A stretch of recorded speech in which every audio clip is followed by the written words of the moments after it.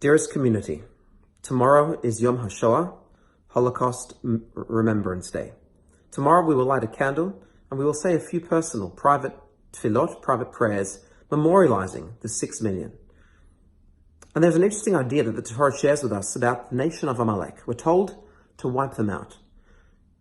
The words are, Zachor et asher asa lach Amalek. Remember what the nation of Amalek did to us when we left Egypt. How they tried to eradicate us. They tried to pick off our elderly and our more vulnerable. They tried to attack us at every possible turn. Remember what they did to us. And then a few verses later, the Torah says, Timche et zechar Amalek, wipe out their memory. But hang on a second, aren't these two ideas opposite? If you're remembering something, you're not eradicating it. So how do they work hand in hand together?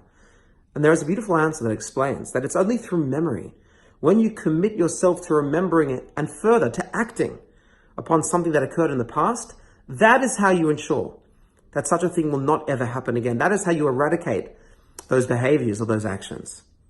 And interesting, tomorrow, which is Yom Hashoah, also falls in these days of the counting of the Omer. And during these days of the Omer, we're actually memorializing for 33 days. We're remembering how the students of Rabbi Akiva, 24,000 of them, died of a plague because they didn't respect one another. And we actually change our lives. We don't have haircuts. We abstain from joyous occasions and listening to music.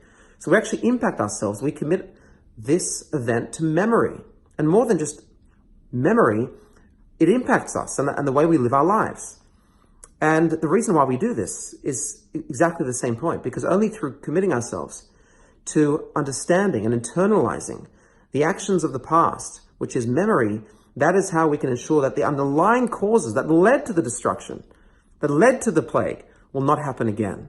And so I think our task in these days, especially in these days of isolation, is that we've pulled back from regular life, but perhaps it gives us an opportunity to think about, to remember, zecher, think about what are those things in our lives? How can we possibly improve?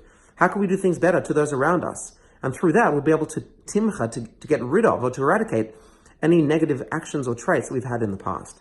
And so I wish you only good and pleasant times ahead. And may we have Yom Hashoah, may it come upon us. May we commit to memory and honor all those 6 million. And at the same time, through honoring them, may we continue their legacy of which they died, which is to ensure a better world and to ensure that Am Yisrael Chai, that the nation of Israel, continues forever.